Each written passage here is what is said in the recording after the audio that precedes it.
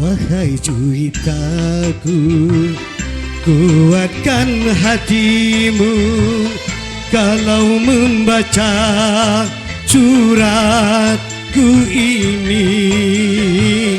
Dengan hati hancur ku nyatakan jua bahwa tali cintaku putuslah sudah. Kuatkan hatimu.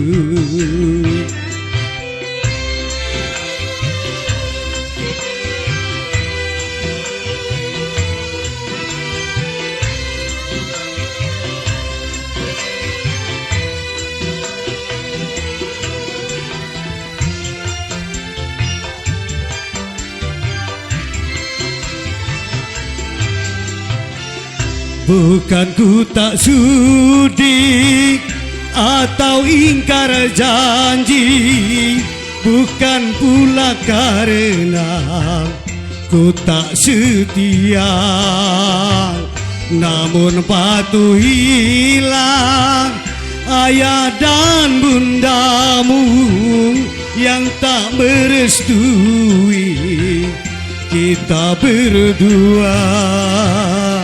Bila air mata dapat ku tuliskan, tiada ku pakai tinta untuk kau baca di surat terakhir. Terima kasih.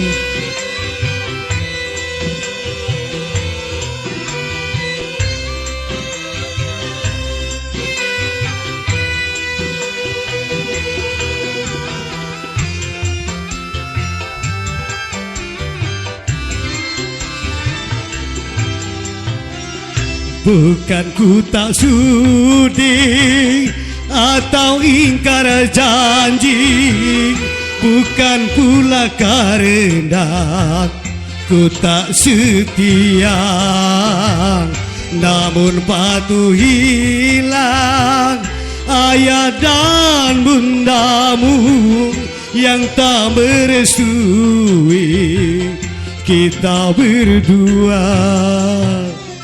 Bila air mata dapat ku tuliskan, tiada ku pakai tinta untuk kau baca di surat terakhir.